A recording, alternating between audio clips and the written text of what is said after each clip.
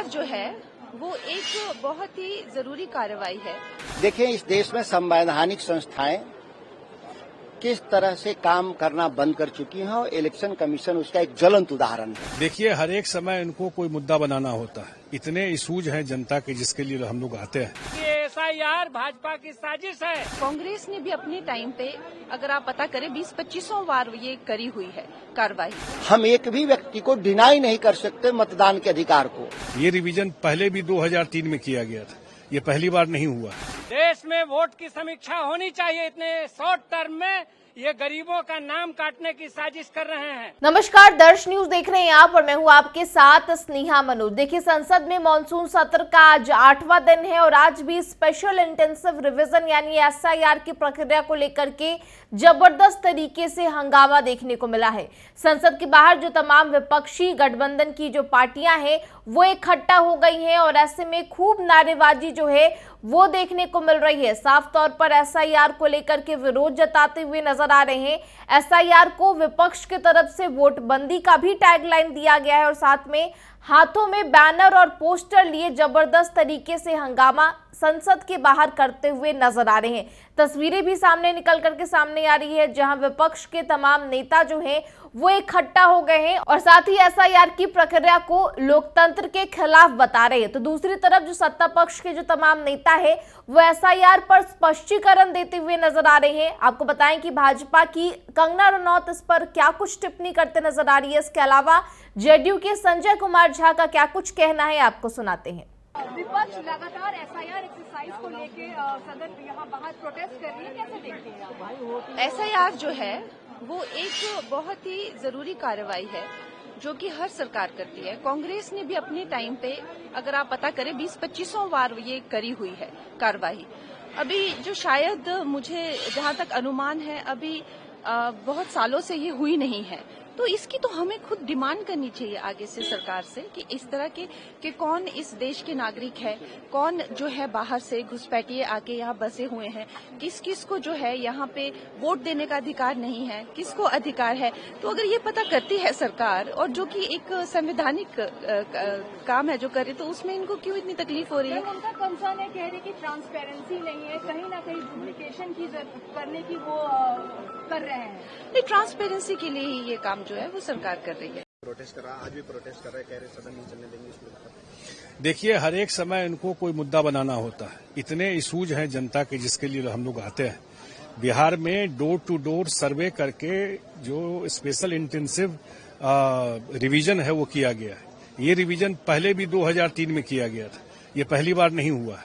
और आप जानते हैं कि उसमें जो 22 से 23 लाख जो लोग अब मर गए उनका डिलीट किया है। तो मरे हुए लोगों का लिस्ट से नाम नहीं निकाला जाएगा, उसके नाम पर कोई बोगस वोटिंग कराएगा या लोग परमानेंट शिफ्ट कर गए या एक जगह से ज्यादा जगह वोट है, यही लिस्ट हटा है। और 1 महीने का समय दिया कि आपको किसी नाम पे ऑब्जेक्शन है तो वो आप दीजिए, उसको उसमें ऐड किया जाएगा। और अगर इलेक्शन कमीशन का काम है वोटर लिस्ट को रिवाइज कराना और चुनाव कराना, वही हो रहा है। असल में इन लोगों को पता है कि रिजल्ट क्या होने वाला है बिहार के चुनाव का, और इसलिए वो पहले से ही ये एक माहौल बना रहे हैं कि देखो क्या होगी।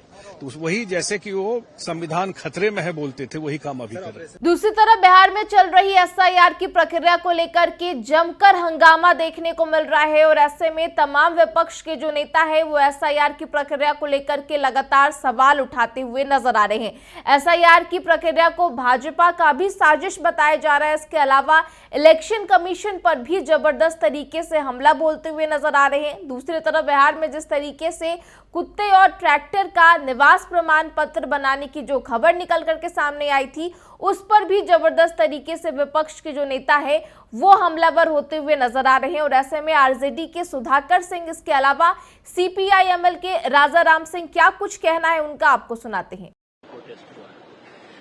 देखिए, इस देश में संवैधानिक संस्थाएं किस तरह से काम करना बंद कर चुकी हैं और इलेक्शन कमीशन उसका एक ज्वलंत उदाहरण है। माननीय सुप्रीम कोर्ट ने कल भी कहा कि आप आधार और ईपिक को क्यों नहीं मान रहे हैं, लेकिन इलेक्शन कमीशन मौन साथ दे रहा है।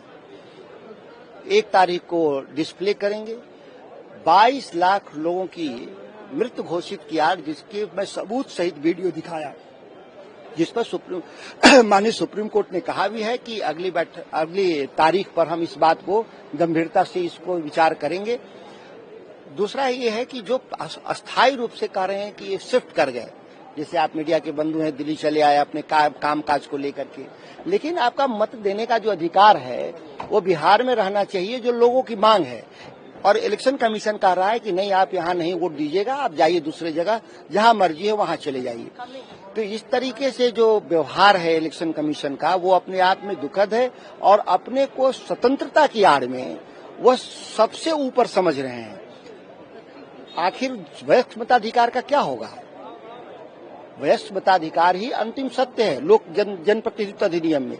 हम एक भी व्यक्ति को डिनाई नहीं कर सकते मतदान के अधिकार को, लेकिन इलेक्शन कमीशन लगातार डिनाई करने का कोशिश कर रहा है। एक नई परंपरा और परिपाटी जो इलेक्शन कमीशन खड़ा कर रहा है वो भारत के लोकतंत्र के लिए संकट है।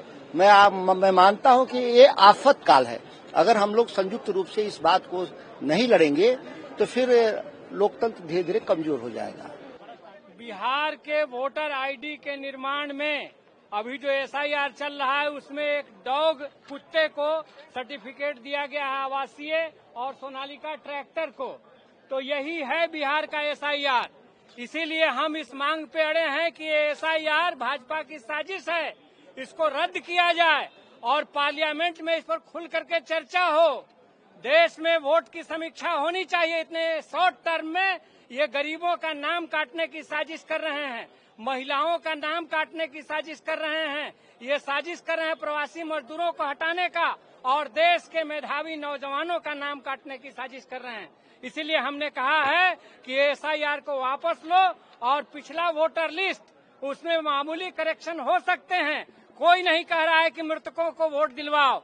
सच बात यह है कि कुत्तों के नाम से और ट्रैक्टर के नाम से ये मेरे पास आवासीय प्रमाण पत्र हैं उनके, जिसको मैं आपके सामने रख रहा हूं। इसलिए हम कहना चाहते हैं कि फर्जीवाड़ा बंद करो, ये झूठ की खेती बंद करो, फ्री एंड फेयर इलेक्शन का रचना करो और देश में डेमोक्रेसी की रक्षा करो। बहुत बहुत धन्यवाद। तो संसद में लगातार एसआईआर को लेकर के जबरदस्त तरीके से हंगामा देखने को मिल रहा है। एक तरफ जहां मॉनसून सत्र चल रहा है तो दूसरी तरफ बिहार में चल रही एसआईआर की प्रक्रिया को लेकर के सवाल जो है वो विपक्ष की तरफ से लगातार उठाए जा रहे हैं और इसको लेकर के जबरदस्त तरीके से विवाद देखने को मिल रहा है। तो दूसरी तरफ जो सत्ता पक्ष है वो एसआईआर की प्रक्रिया को वैध बता रहा है और इस पर लगातार उनका जो स्पष्टीकरण है वो भी देखने को मिल रहा है। फिलहाल इस खबर में इतना ही। तमाम खबरों के लिए बने रहे दर्श न्यूज के साथ। नमस्कार।